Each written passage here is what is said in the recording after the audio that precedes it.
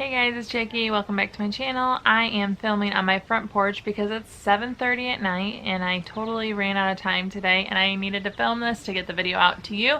So don't mind the odd background for a dinner video. Let's just roll with it.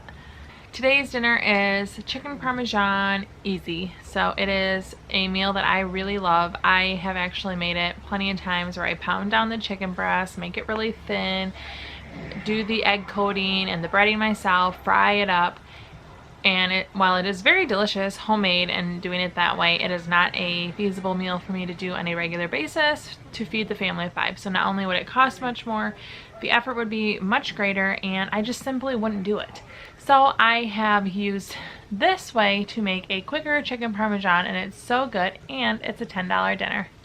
So this is a really easy meal. It is not something that's going to win you culinary awards. I didn't even mix up seasonings or use oils or anything. This is straightforward, using food as it is. And those kind of meals come together really quickly. They don't push your limits, but they're usually pretty easy to execute in a way that your family will like. I really like meals where I don't have to go out of my way to cater to everyone. You can kind of put it together how you like. You can have more marinara sauce if you want. You can have the chicken, not have the chicken. It's up to you. So I'm going to share with you how I make an easy chicken parmesan. I hope you enjoy this dinner. Stick around for after the dinner demonstration. You'll see the exact cost per person, how much everything came out to be as a total. And then I'll also share with you some ideas on how you could still enhance this dinner and get it under the $10. Plus, I have a joke for you. So imagine going to a restaurant and ordering a chicken parmesan dinner and only having to pay $1.60 something for that plate. Wouldn't you be happy? I'm going to teach you how to make it. So I use packaged chicken tenders. They're Parmesan crusted from Aldi. I use about half the bag, and I use that entire ball of fresh mozzarella. That's really what makes this recipe worth making. And the first thing that I'm doing is cutting up one of my 2 broccoli crowns. Every time I buy broccoli, it comes with 2 crowns, and I just use 1 per meal whenever I'm cooking. And I just take all of the broccoli off the stem and I wash it off, and I actually do save my broccoli stem because I make a vegetable stock with it. So I'm washing all of it together, but I only be cooking the florets and not the stem. Next, my oven is preheated according to the directions, and I am making half of this bag of tenders. I only had half left because I had previously used the other half for an earlier meal, but this is the first time I've used it this way, and that is red sauce. Well, I use the tomato, basil, and garlic, I think, but I basically will use whatever red sauce I have on hand, which is why I call it that. But a jar of this sauce from Aldi, unless you buy a more expensive version, is only 85 cents. It really can be used in so many ways. You can spice it up for pizzas or the chicken parmesan or plain old spaghetti, whatever you want to do. There is a sauce at Aldi for you. So I am covering all of my tenders with the sauce, and then I am adding fresh mozzarella. So I kind of feel like I was playing a mixture of puzzle and Tetris, trying to make thin enough slices to cover all of the tenders, but not have it go too far over the edges or be too long. So you can see I'm hesitating a bit on where to place the cheese at some points, but it all works out in the end. So again, there is no perfection in anything that I do, but I just make it work, and it usually turns out for the better. So my chicken is getting covered with the fresh mozzarella. I probably stole a few pieces right here to nibble on myself. I honestly find shredded mozzarella to be pretty boring, but it is so good fresh like this. I could eat that entire ball like it was an apple. I've never done it, but I could. So I was getting my water boiling on one side. I have the broccoli ready to steam when it's time because that doesn't take long. I just have it sitting there ready. And I am adding half of a 2-pound box of spaghetti. And of course, if I'm videotaping it, why wouldn't I throw it all over my stove? And you might be asking, Jackie, why didn't you edit that out? And it's because I really don't want you guys to think I'm perfect. And up until this point, I know everything I do has been flawless, and you might think I'm perfect. So that is just a little dose of reality. So far from perfect. But anyways, my noodles are cooking, and I am just kind of shoving them in the boiling water. and I'm following the basic directions on how to make noodles, so we won't really get too far into that because that would be a totally different video. But my kids are acting crazy in the background. I don't know why my daughter insists on wearing Christmas pajamas in the middle of summer, but they're cozy and they're cute, so you go, girl. But the noodles are going. Eventually, they were all smushed in the water. I started my broccoli. I have the extra red sauce that didn't cover the tenders heating up in the back. We are set to go. I don't know why, but I did not share with you guys how I prepare my cantaloupe in my fruit prep video. But anyways, it is so easy to prepare because I don't do anything ahead of time.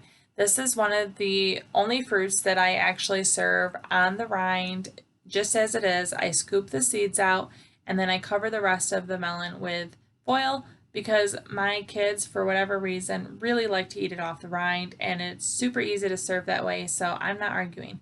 And then I only give my son half of a slice, and then I take the other half because I eat a lot of fruit throughout the day to snack on, so I don't necessarily always put a ton on my plate. And he's only 2, so he doesn't need to, and he won't eat an entire slice like my girls and my husband would. So now I am just getting everything ready so my family can make their dinner, or I can make their plate if they want me to, in an assembly line type fashion. I know I've shared in past videos that I actually really like to make my family's plates, but spaghetti or noodle and sauce type dinners are one thing that I actually really like everyone to make themselves because we all have like weird and different preferences. I love sauce on my noodles. Like I would do like a 2-to-1 ratio, twice as much sauce as I need noodles. And my husband is completely the opposite. I barely can see sauce on top of his noodles. And my kids are all somewhere different in between. So if I make their dinner, I'm going to put way too much sauce on for them. Otherwise, it doesn't look good. And it's just nice to have my family make it themselves. But the chicken was piping hot here, and it was really hard to pull the chicken apart, but I wanted to get dinner rolling because we were hungry. So I'm just trying to separate the chicken so it's easy for the rest of the people to get it off, and I'm getting my plate set. But I do like to put the chicken directly on top of the noodles, and then I slice it up so I get little pieces of the chicken with the mozzarella in my noodles, and it's so yummy. We actually had a few tenders left over as leftovers as well as noodles, and I just put all of our leftovers in a single Glad container, and it was almost like a casserole, heating it up the next day for lunch, and it was very good. When I make broccoli, I do not butter it or season it. I love broccoli as it is, and thankfully so does my family. Let me know in the comments below, how do you cook broccoli as a side? Because someone recently told me they had to butter it. And here's just a little fun before and after of what the tenders look like before they go in the oven and when they come out. I just think that looks so good, and it definitely doesn't look as easy as it was. Okay, so you saw the dinner, you saw how we made it, but here are some ways that you could enhance your dinner and still stay under $10. So I had a little less than $2 to play with. One thing that you could do is buy a loaf of bread. I've shared that I love the everything bread from Walmart's bakery. It's only $1. You could get frozen garlic bread. You could get a loaf of French bread and make a garlic bread. All of those options would be less than $2 and a great enhancement to your meal. I didn't do it because we simply had enough food. Another thing you could do is double your broccoli intake. If you like larger portions, you could double the amount of broccoli that you make. I actually really love broccoli with pasta, and sometimes if I'm trying not to eat so many of the starchy carbs of the pasta, I will put marinara sauce on my broccoli because I really don't even miss it, and I love broccoli, and it's much better for me than pasta. But I know that's not a very fun suggestion to double your broccoli. You could also offer 2 different types of fruit. So I had the cantaloupe, but you could also buy a pint, like right now a pint of blueberries is $1.19 at my Aldi. You could have that with your meal. So you could get sprinkle Parmesan cheese. A can at my Aldi is about $2.39. So a third of that is right around 75 cents, definitely under the mark. You could do the Parmesan cheese and the garlic bread and still be under $10, probably.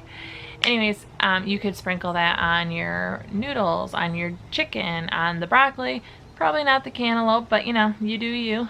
So those are just some ideas on how you could add to the dinner and still stay under the $10.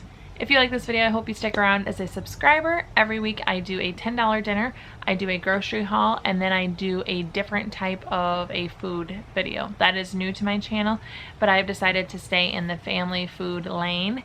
And so you will start to see things like cooking in the kitchen with kids, or holiday foods as holidays are approaching, or birthday cakes. Anything that has to do with family food. That's where I'm going to get creative and show you lots of different stuff, but still stay in the lane of family eating. So I hope that sounds fun to you. I hope you stick around, and I'd love to see you on my next video. Thank you so much for watching. Why did Spencer Spaghetti get expelled from school? He sent nudes to Molly Farfalle.